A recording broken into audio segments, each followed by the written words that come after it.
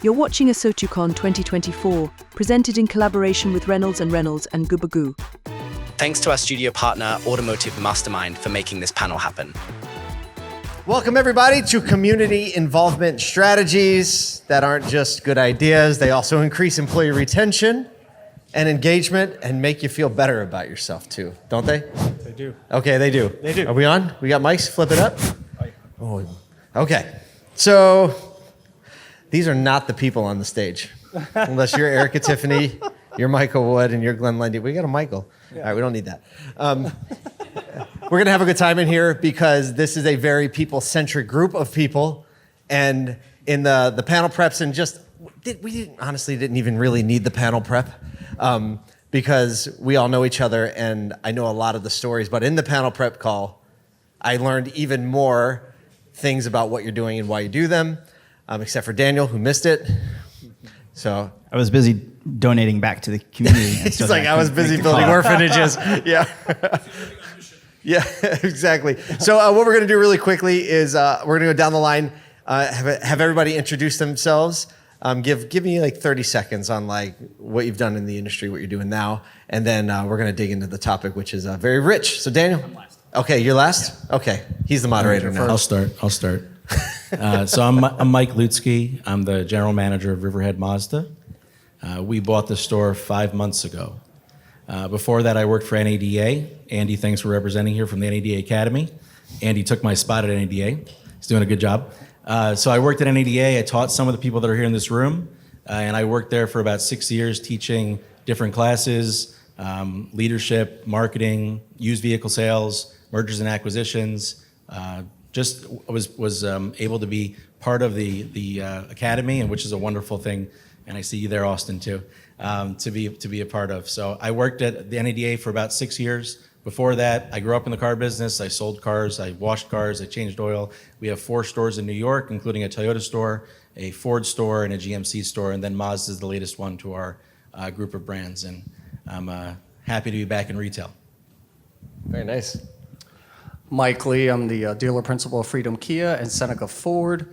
Been in the car business for 23, 24 years now. Started in sales, first generation dealer, first generation immigrant. So just, trying to get back to the community and work my way up to where I'm at. And I also noticed that on my tag, it just says dealer. How come everybody else gets dealer speaker? What's up with that? Oh my goodness. First You generation. weren't really supposed to be here? I don't think so. Kidding. I don't think so. I think this is a play on. Are you the real Michael? So what you're saying is you came to the country, immediately recognized the best industry in it, and then just dove right in. No, I wanted to go into computer electrical engineering, and I ended up in business. Who would have thought? Fantastic. Seriously. All right, last but certainly not least. It's more common than you think, but yeah. I'm Daniel Govaer. Most everybody just calls me DG. Currently, I'm the executive manager for Mercedes-Benz of Medford in Oregon, Mercedes-Benz of Lancaster in PA, and our Stellantis store also in PA. Prior to that, I was at Mercedes-Benz of Easton in Columbus, Ohio, and I've been mainly in Highline for most of my time, in which now I kind of don't feel like counting all those years, but it's been a minute. And the idea for community involvement really came, actually it was funny because not only did I learn how to properly say your last name just now for the first time ever, but one of the things argued most about in NADA Academy was the viability of a pack. And it was actually with having a pack that I first started being philanthropic through our efforts at the store. I love it. He took it and he used it and he redeployed it. Yeah. And by the way, he does have the most expensive shoes on this stage. No, it's you, Daniel. It's you. I know. By the way, I will say this. Daniel hosts a show on ASOTU network. It's called The Wheelhouse, and it's a weekly podcast where he takes 3 to 4 other folks in the industry and just goes very real talk for 30 minutes, and you should all listen to it because he's a fantastic host. All right, let's start with the pack. I love this. Packs, highly disputed. Are they good for the business, not good for the business? Daniel, you just said that you took the pack and you deployed it as a community initiative. Tell us about that. Because I had watched, before I was GM, I had watched for years when people would go into my GM's office and he's getting hit up for, sponsor this and sponsor that, and can you do this? And it just happened all throughout the year. And I was like, what if we just did a budget? What if we just said, like, this is how we'll donate? And we selected something that resonated with everybody, and even if we let our team members choose what that's going to be. So I was like, there's no easier way than creating a budget than if we say X dollars per car. By the way, the more cars we sell, then the more we'll donate. But then we're like, also, what about service? So then I figured out when we got some warranty increases how to pack labor hours and service, and said like a portion of that can also go to charity. So then that way we know hours we sell or brakes we sell or cars we sell, then we take a portion of that and it goes over to charity. The biggest part was letting our team know, like, you're not just talking to your client about getting 4 new tires, because nobody's going to think that they come into a dealership and get 4 tires. They're actually helping grant a wish. And that's the thing that you've got to remember. And so the charities that we picked and basically stuck with, one was the Make-A-Wish Foundation. So I still serve on the advisory board in Central Ohio for Make-A-Wish. And then the USO, which actually came about as a really funny story during COVID. But those two were who we would donate to based off of what our sales were. So when we would tell those organizations also, like, we donate X dollars per car, the more cars we sell, the more there is to donate, and this amount per service. It then branched out into other things, and we wound up helping both those organizations in a lot of ways other than just monetarily. So it sounds like some intentional structure actually was the thing that allowed you to branch out and do more. Yeah, we just wanted to be like a little bit strategic about it, because when you find out certain, like, for example, Make-A-Wish. So in our area, the Make-A-Wish, I mean, obviously, if you're not familiar with it, it's the organization, a worldwide organization that grants children suffering from a critical illness with a wish, whatever their wish would be. Basically, short of buying them a car, then it's basically whatever you want. And the only requirements are that you've been diagnosed with such an illness and that you're and that you're 18 or under, and that's it. And that's all they care about. And so the wish, like the average cost of a wish, when I joined the board and you find out like the business end of things, the average cost of a wish is just under $10,000. And that's with the mass. I mean, Disney does whatever anyone's feelings are about Disney, like the amount of help that they give to Make-A-Wish is unheard of. And still it's about $10,000. So when we broke it down, like, what do we need to do in order to grant a wish? And Make-A-Wish chapters have budgets also, and it's how many wishes are in the pipeline for them to grant. Behind each wish in a pipeline is a child and a family waiting for their wish to be granted. So it's pretty much self-motivating then at that point. That's really cool. Mike Lee? I'm going to go Mike Lee and Michael. That's what we'll go. You also came up with a very creative use of a pack. Yeah, so let's talk about that. We might be onto something. Yeah, so we did the same thing. You know, we started with community events and things like that, and we grew it. So we started with, everybody does this, right? Like $100 or $50 per car, a certain time of the year. There's like Country for Kids or St. Jude's. And Joe, my business partner, and I said one day last year, we said, why can't we do it every month? So we went to our salespeople because it impacted their pay, and we wanted to be transparent with them. It's our employees, and it's part of their percentage. So we said, what if we packed every car $50, and we do it all year long, and the salesman of the month, instead of rewarding them with a bonus, whatever the case may be, you get to pick the charity. Now, the one thing with me that we stated was, I don't want you to do a pin the tail on a donkey kind of charity, like here's all the list of nonprofits and you just select whatever. I want to know, what is it about the charity that you want to participate with? Why do we want to donate to them? I want you to get involved. I want you to go meet the executive director. I want you to talk to the charities and do what they do. So one of the ones that we donated to was Ronald McDonald House, right? A couple of my employees actually had to use their houses because their kids got sick. So they were very passionate about it. Salvation Army was another one. Some people were homeless. And Operation Welcome Home, we have veterans within our community and our employees. So we want to give back, but we want to give back for reasons that are important to us, not just because that's the right thing to do and we want to hand out money, because listen, everybody can use more money, but throwing good money at a problem isn't going to solve the problem, right? You don't put 4 brand new tires on a car that doesn't have a motor. It's not going to run. I don't care what you do with it. So it's not just about money. It's about the actual involvement of your people and wanting to go out there and serve and build a community. Because ultimately, it's your community and our community that pays our bills, that buy our cars, and we want to get this pie bigger, not try to, cannibalize each other for this personalized size pizza from Pizza Hut, and we're all trying to get 50% of the pie. We have a place called Fat Angelo's where we're at. The pie is like the size of 4 of these chairs put together, and I'd rather get a 10% of that pie than a 50% chance of a personalized pizza. So that's what community is really about. Fat Angelo's. That sounds great. You can teach me math anytime. Let's go to Fat Angelo's. Michael, you're in a different stage of growth. You just had your grand opening, just opened the store, and so you're facing all the startup challenges. So how do you approach? But you've actually made community involvement a very, very much a pillar of what you're about as a business and as a dealership. How are you proceeding with the startup mindset in all of your operations? Like, how are you balancing also giving back, focusing on community in the midst of that? Yeah, sure. So we are in a startup mode. 5 months ago, I was the only person sitting there. Now we have about 15 people on our team. So it's growing things every single day. But one of the things that we did, similar to Mike and Daniel, is that I asked every employee what was a charity that they felt connected to. And I had them write it down. We made a list of all of them. And what that led to was conversations that were a lot deeper than just business. It led to things that didn't come out in interviews. It led to things that people that, to share with each other what's important to them. And it was something that I never would have learned about the people, the team members, the staff, about their backgrounds without just asking that question. So finding out what your team cares about, because that is our community. Our community are the people that work at our dealership and their families. And if you look around, if you're working at a dealership, you probably are one of the larger employers in your town. Not us at 15 people. But when you think about your dealership, if you got 50, 100 people plus their families, it's a lot of responsibility that you have. And learning about your employees by just asking that simple question, what is it that you care about? If you could donate money to this charity, what would it be? Opened up a whole another set of conversations that built the trust of our team. So at our opening party that Paul mentioned, I can't call it the grand opening, Paul, because we don't have a building yet.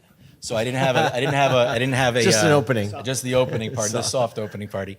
What we did is we donated $10 for every attendee that showed up at the event and registered, and we donated that to a charity that was selected by one of our employees. Now, luckily, the charity we selected was a local charity, and it was from our service manager, and he was involved. He was there. He was excited about it, and at that event, when the charity was there to be a part of the event, they also opened up about what they do in the community, and every one of our employees wants their charity to be selected next. So That's I great. guess it's a pack, but it's a $10 pack. It doesn't impact your business decisions every day, Daniel. Yeah. So what I'd like to do too, we're not going to do app questions, but we are going to take some questions in a few minutes here. So I think this room, we can hear one another if we talk about it. What are some of the things that you feel get in the way of people leaning into more of a community-first mindset? Being dealers, being busy, dealing with the changing landscape and all the challenges. What are some of the things that are met with pushback when you say, let's lean more into community involvement, more into engagement? Yeah, I'm going to answer quickly, and then I want to hear what they have to say because I'm learning from them, being a 5-month-old dealer here. Short-term mindset, thinking that an event or a giving has to lead to sales, has to lead to service, thinking about what's the ROI on the development or the investment we have in the community. I think that's something that I'm hearing, and I know that it's not something that fits within our long-term strategy. We'll keep going down the line then, I guess. Michael's 100% correct, and that was the short-term mentality. We were taught and we were trained of what is our ROI. If we're going to put money and time into it, how can we get back? And if you're in it for yourself, I could tell you're in the wrong session. There's other better sessions that you can participate in. But if you're in it for your community, and by community I mean the people around you, if you're here to serve, the money will naturally follow. And it's amazing how blessed we've all been, in this industry where if you do the right things, people just naturally come to you. It makes life so much easier. There's people that want to help you. They want to do business with you. They'll find ways to do business with you. When we had customers that come in and said, hey, I need a truck, but I could probably work with SUV because Kia doesn't have trucks. Can you put a tow hitch on that? I'm like, but the truck is a better fit for you. He goes, no, but you don't sell trucks. So either you got to get a used truck or I'm going to buy an SUV. I'm like, oh, okay, but you really should get a truck. And they would tell me, no, I want to do business with you. So when you pour out so much, it's just natural that it's going to come back to you. And the ROI is unmeasurable. You can't put a number on that. You want to talk about attribution? There's nothing bigger than that. What's in the way? I guess that's why I went about it all wrong. That's probably the case, and I just didn't consider it. I came from the mindset that, and what we talked about at the store was, if you are in a position to help, can we all agree if you can help, you should, and for no other reason than you can. And if we can just isolate that, if you can help, then just help. And what it connected, I guess, I think people want to do good. I genuinely think most people want to do good, but they don't know how to do good, if that makes sense. Like, what if I want to go do something good? I want to make the world better, like a little bit at a time. Genuinely, you would say anyone, when they do good, it makes us feel good, right? Like, we want to do that. But like, what do you do? You're saying. So when we partnered with Make-A-Wish, one of the things they were lacking in our area was content, and we wanted to be able to, the stories of the kids. You should know that, like, there's a rough statistic about that. If your child has a critical illness and they're granted a wish, they have about an 80% chance of survivability, which is a medical fact. Like, they call it the power of hope, right? So when I started hearing some of those stories, and like the kids write letters saying what their wish is. So I'm not like particularly like known as somebody with like a ton of like feelings, maybe, but if you. He said the word though. Yeah, I mean, progress. I'm aware of the word. I know what it means. Like, feelings. Yeah. But like, and I'm just like staring at some paper on my desk and just sitting there, just quietly, just very emotional. And then I shared it with my team and said, so like, do you guys see what I'm saying? Like, we can do something about this. Do you think we should? The issue isn't we can't. Like, we can. We've proven it. We can. So do you think we should? And then they said yes. And then people wanted to help. And people, when it comes to fundraising, what I always said was that, yeah, there's people that will give to a cause like ethereally, right? Like generally. But if I can see what it's going to, like what specifically this does. So when we started producing our own content at the store level to show people, like, this is a wish that we just helped on. This is all it took, or this is what we did. Be a little more practical. What did the content look like? Like, how long did it take? What was the output? How much effort was put into it? We always have our store is always going to have a lot of social media involvement, and so we were able to produce it at a store level. And we wanted, videos that were between 60 seconds and 2 minutes, basically, to condense the story down, just to see like, how did something come about? And it was like I can try and tell the story like as vanilla as possible. So I'm not trying to get anyone here like in their feels, but it's when you read the stories, and it's like the first one that we got was about how cars play a part in it. Because during COVID, like the chief medical officer for Make-A-Wish said that kids can't fly. So that turned into like kind of a problem. So then they needed if somebody gave them a vacation home, they needed to get to the vacation home. So one of the first wishes we had was a rare protein disorder, and the child's two older brothers and sister had already passed away from the same disorder. One of the parents had passed away from the same disorder. The other parent was currently hospitalized for something else. Wow. But they could get who they had plus aunts and uncles and stuff. And if we can get them to Florida, they have a house. And so we went and talked to one of our other stores, got them a minivan, and then we asked like our audience on Instagram, like, what else would you need for an ultimate road trip? And we, then we went nuts and bought them all iPads and plenty of snacks. But what's not like, there's no, where do you find relevance? Like, there's no one, you can't say like that's not enough or that's too much. When the team members started giving from themselves, saying like, I really think they should have this, or I really think that this would be cool for them on their road trip. Or one thing that stands out too is when we had we have an amazing technician that wins everything. He already had won another vacation. And he went home and told his kids that he had 2 vacations, and he was thinking about giving one of them to Make-A-Wish. And he said his 10-year-old asked him, like, what is Make-A-Wish? And he explained it to him. And he said, like, his 10-year-old ran away and then came back like a few minutes later with his piggy bank and said, here, can you take this to them also? So he brought in his piggy bank and donated the vacation. And at that moment, I was not sure of a lot of things in life, but I figured we were on a good track. You're such a softie. Shut up. I love the idea of involving your customers, your social media community in serving together. Never thought of that before, but that's an amazing way to just kind of leverage some unified belief in something and helping someone else. And again, like you said, Mike, the money follows, right? Because people want to do business with people who have shared values and gives them the feeling of being part of something bigger. Conscious Capitalism is just a great book, but it's a great title for what we were doing. Absolutely. Absolutely is. Are there any questions? Because a lot of people have a lot of different experiences, organizations, whether you're a dealership, an industry partner, consultant, whatever. I think if we can maybe unlock a few things in this session, it'd be pretty amazing. Jonathan? Yeah, so we heard some examples at the dealership level. Are there micro examples of how individuals have created their own charitable events, nonprofits, but taking it to the personal level as a team member? And then how does the dealership, if happens, how do they support the individual, even if it's not a corporate campaign? Do we create, and if so, how do we facilitate an individual person wanting to do something for themselves, for their cause or charity or community? I'm going to repeat that for the recording. We've heard about the dealership level, company-wide doing something. How about the individual level, an individual deciding that they want to support something? Do you have any examples of that? And if so, how did the company support that individual?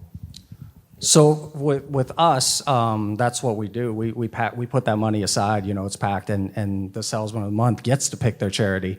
They're the ones that are volunteering. They're the ones that are serving, and then we work as a team as well. So we would this year we started doing quarterly events. Where the whole team gets involved. So we had a fishing outing for veterans. With Operation Welcome Home, we partnered with another nonprofit that had a pond, Chestnut Mountain Ranch, that was for boys that were just troubled youth, right? So they have a pond, and we got Operation Welcome Home. We invited all the veterans and their families to come out and go fishing, and we invited our team members to come out and fish with us and with the veterans, right? Just to create the camaraderie and have somebody to talk to and getting people to know people.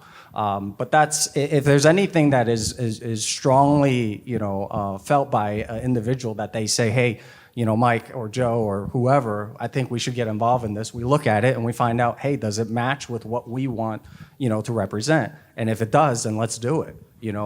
Somebody might say something that's just outrageous, and we're just going to say, no, I'm not going to support the biker club, of Harley. I don't know. I'm not a Harley guy, so I wouldn't support it. Sorry. And we would turn them down. But other than that, there's that involvement in it. And the other thing is, one takeaway that doesn't cost anybody anything, and it will really tie you to the community, is business. So the number one failure of small business is because of advertising, right? We as dealers advertise so much. Like I spent $500,000 last year in advertising, I would say, and I'm a small store, right? So if you incorporate the small businesses into your advertising. You have the shots of the cars driving by.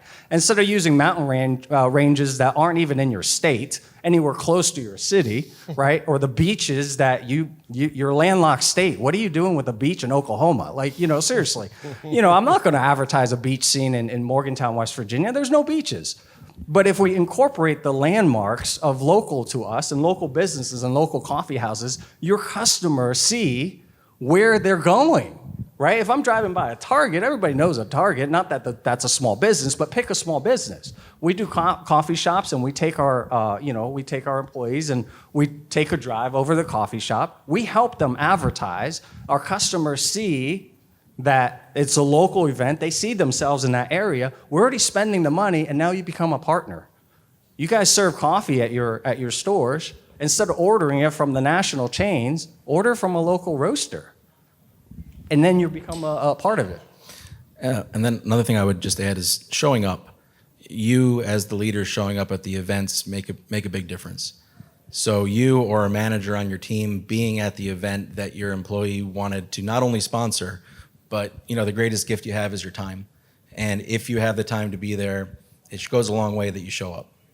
And PTO, because you can. If there's a charity you want to, it requires you to be there, then, I guess check with whomever your authorities are, but for the most part, PTO is considered a bonus, so there's not really anything that needs to govern it. And so if you want to donate your time, 8 hours, you're going to go do this charity, I give you that as a PTO day, and on top of what you already have. So then I've supported you because I'm actually giving you a paid day to go and give back. Wow, I love that. Any other questions? We have a few minutes left. Oh, we have 2 more. We'll go in the back, and then we'll come up here.